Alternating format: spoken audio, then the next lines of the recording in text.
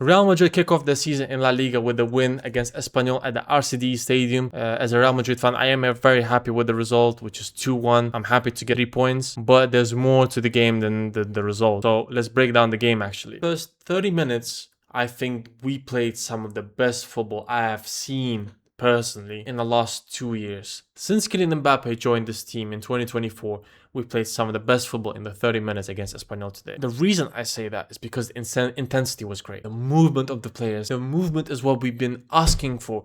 The passion of wearing this badge, this honor of Real Madrid. Like, we finally saw it, guys. We finally saw players that we wanted to play for this team. And I was enjoying myself, genuinely. I was really enjoyed this game in the first 30 minutes. Jude Bellingham, like, wow, bro, like, anyone says there's another midfielder better than Jude Bellingham, shut the fuck up. Genuinely, shut up. You're not better than him. There's no one in this game at the moment better than Jude Bellingham. He's the most complete midfielder. You need someone to defend, Jude. You need someone to pass, Jude. You need someone to score, Jude. And he did score. Jude Bellingham was the one that opened the score in the ninth minute with a beautiful Arda Güler cross. And I love the fact that they were able to coexist with each other. But obviously, I would love for Arda Güler to be a bit more deeper and have Jude at the front. Obviously, when Yan Diamante gets more fit and gets more accommodated, Arda Güler is not gonna start on the right. And so we will see how Jose is gonna play. Is he gonna drop Valverde? Is he gonna drop Bernardo Silva? What's going to happen? So we don't really know. If we continue looking at the game, in the first half, Vini and Mbappe were defending. They did well, they were pressing, and it's obviously Vini was sometimes even dropping to the left backs. For example, when Dean Howson was bleeding and he was taken off the pitch, Vini dropped nearly into the left back positions and he was defending. And I like that. I like the effort. Mbappe, he was pressing the keepers. Yeah, not bad as well. Jude Bellingham. I mean, Jude was acting as a leader, I would say, because he was pointing to Mbappe saying, not Mbappe, but to Vini saying, push up, take your man. That's your man. Make sure you have that covered. I like that leadership. I think if I could choose the captain, he would be him. Bernardo and Arda Güler were interchanging. Sometimes when Bernardo would go forward, Arda would drop into the deeper positions. I like that exchange. I like that very well. But I would say after 30th minute, what I saw was the intensity just faded away right away. But obviously, you're gonna keep up that kind of intensity. You know, you expect that. You expect that for sure. But when the intensity drops off, you want your midfielders to control the ball. You want to have control. You don't want players to run 15k every single game because that's just gonna burn them out. You want, okay, we can press them. We can score the goal. Now let's take the control. Now let's take the game into our hands. The team has to press us. We don't have to go anywhere. We're winning. And I didn't really see that. And for example, something that we've been talking about for years at this point, since Toni Kroos has retired, I didn't see much improvement when it comes to moving the ball from the defenders into the attacking positions. Valverde and Bernardo Silva, when Espanyol pressed, when they pressed up and they were organized with their press, our midfield was like, they didn't know what to do. They They couldn't receive the ball between the lines. They couldn't move in between those players, receive the ball and go long. They couldn't do that. So that problem is still there. If we struggle against Espanyol's press, now what's gonna happen with Barca press? What happens with Gordon, Adeyemi, Rafinha, Olmo? All these guys are gonna press us. And they have Rodri, they have Pedri who can control the ball. And we don't have the players to press. We have players for the counters, but we don't have players to press. So what's gonna happen then?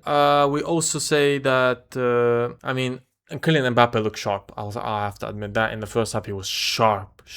Received the ball, move, run, and he had a great chance to score the goal. Couldn't finish it, but that will come later. I think that kind of finish, Kylian Mbappe finishes in October, September. He finishes those chances. He puts them away right away. This is just, just a little. He just needs a little bit of time. I just need him to be fit physically right now. The finishing will come. It's not that's not an issue with it. Now Vinicius Jr. Vinny. Vinny had an absolutely atrocious game. I can describe Vinny's game today as like this video. He was whipping up shit in a kettle, boiling shit. Just cooking shit. He was cooking shit, bro. Yeah, he pressed here and there. Yeah, good, he defended.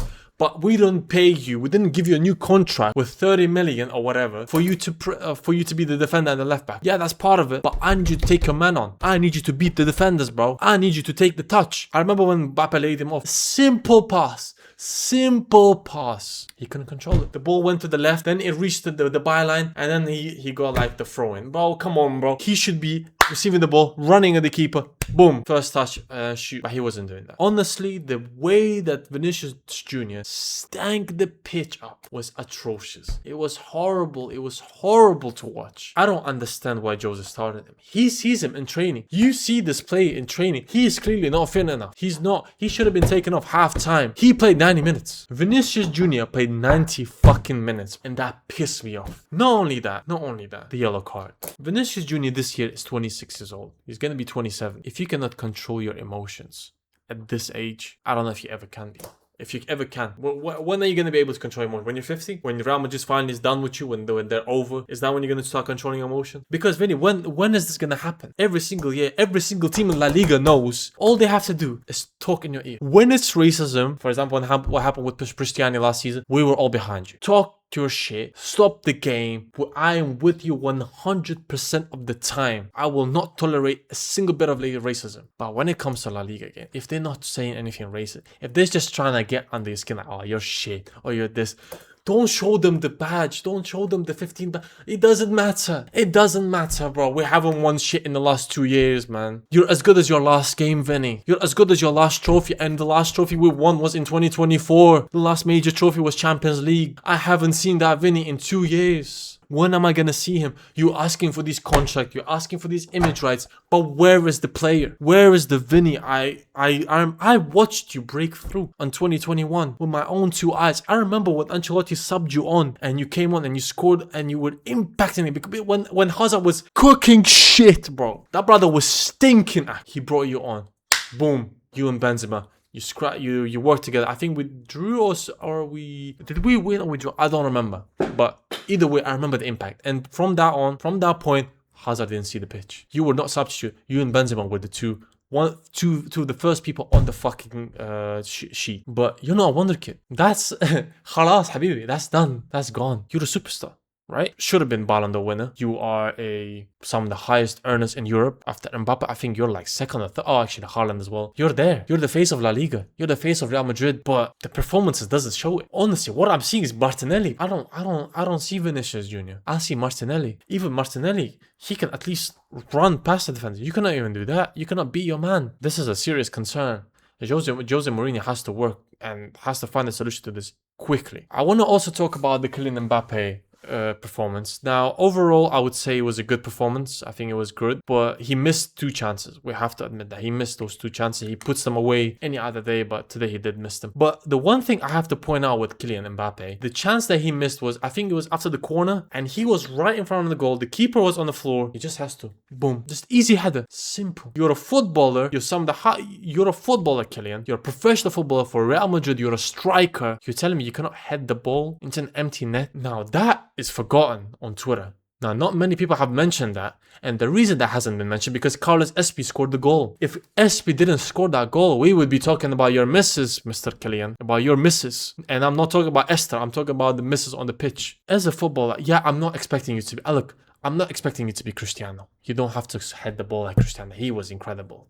I mean, he's one of the one. But I'm taking it to the people as well. Don't ever compare Kylian Mbappe to Cristiano. Don't anyone ever compare him to Cristiano. I don't care how many goals he scored. Cristiano could score for the left, right, with his fucking wood headers, bro. He could score 3-meter high headers, bro. This brother Kylian, this turtle, bro, yeah, cannot score meter away with his header. I have never seen a Real Madrid attack be so weak in terms of headers. Now, if we look back to the BBC, Cristiano, monster when it comes to headers. Karim, monster when it comes to headers. Even Bale was a monster.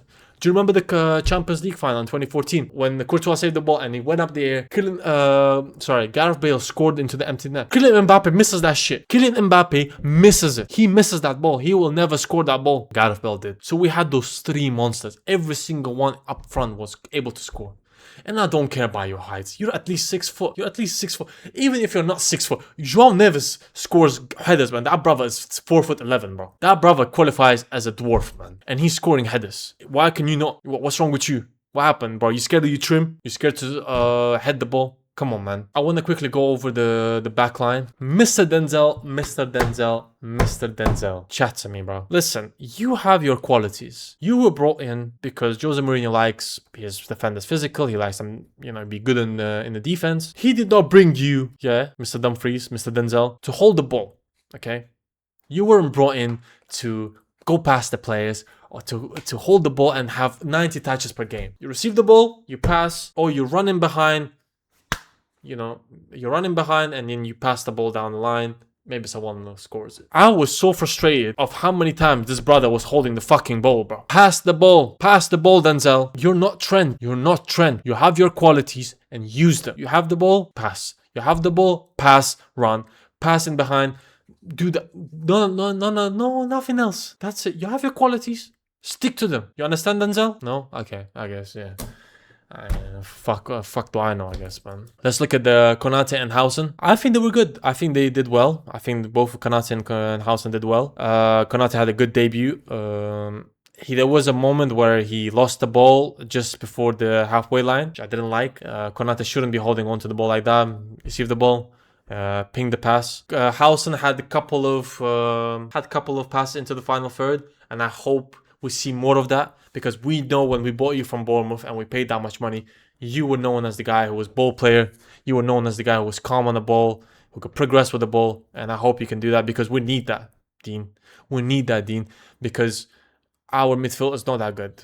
It's not that good when it comes to progressing with the ball and when it comes to breaking down the lines. So we need you. We actually do need you. Both of them solid. Carreras had a good game. Valverde, amazing when it comes to defensively, progressing the ball. Could be better. Now, let's talk about the substitutes real quick. Marco Correa, you can see he's very unfit, so I'm not going to speak too much about him. You need time. Yan Diomande, all I ask Real Madrid fans is to have patience. You can clearly see he's not ready. He only played 45 minutes before this in the preseason with us. So he needs time to get to know the team, gel. I think Jose done well not starting him. And I think he shouldn't start coming next 5 games maybe. Ease him in, 60th minute, maybe halftime. Come on the game when the legs are tired. Let him feel out and let him get comfortable. Now Trent came on. Obviously you can see he's much better than Denzel when it comes to on the ball. Tried a bit too much with his passes and here and there. But overall, it's an alright game. Eduardo Camavinga, played well. Not much to say about him. Now, when it comes to Carlos SP, this is exactly why we bought you. Exactly why. When team cannot score and we're struggling against a low block, this is the moment. We need you. And you did it incredible. First game for Real Madrid, you came on the 80th minute and 90th minute. You fantastic. We finally have our Joselu region. And he said it himself as well during the presentation, like, oh, I'm delighted to be like a Joselu. So I'm glad that he knows his role, and I'm glad that he accepted, like, I'm not going to start. I might not start a lot of games. I think he'll start in Copa del Rey, but he will definitely come on if we need the goal, for sure. And I think he did incredible. But before we move on, I want to say this, like, I'm sad that we had to get to the point where we needed to score a last-minute goal against Espanyol. Real Madrid shouldn't be waiting until last minute to score against Espanyol, guys. We should be putting that game to sleep in the first half. With the players that we have, with the investments that we have, we should be doing better. But hopefully going forward, Jose Mourinho can improve. This is his first game, so I'll not be harsh on it. Now, before I end the video, I want to speak about the refs. There's no game in La Liga without mentioning the fucking referee. The game should be about players. The game should be about the tactics of the manager. The game should be about goals, the assists, the incredible passes, the skills. But no, the fucking La Liga game is always fucked over by these stupid refs. First minutes of the game, Vinicius Jr. gets fouled. Happens, he got fouled from the behind. It's okay. He falls over. The fucking Espanyol player kicks him in the back. How is that player not sent off? But you know what's funnier than that? You know what's funnier than that? That player didn't even receive a yellow card. But wait, you know what's even funnier than that? He didn't even get the warning. The player didn't even get the warning, mate. He didn't even get the warning. Oh, he kicked Vinny Jr.? I didn't see shit. Hey, no me gusta, mejor. No, muchachos, nothing, man. Nothing, man. Fuck these refs, man. Fuck these refs. Bro, I'm so tired of this fucking bullshit, bro. Every year, every game, man. These motherfuckers have to ruin it, bro. Fucking ruining it, bro. Why can't you just say, if the player does shit, you tell him, stop doing that shit, bro. If he committed a horrific foul, you give him a card. If it's red, it's red.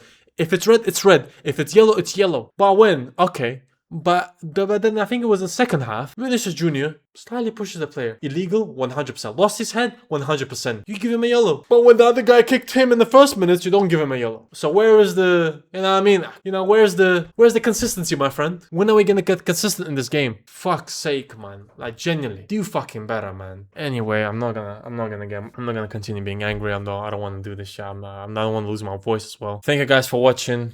Appreciate it. Like and subscribe if you want, and I'll see you next time.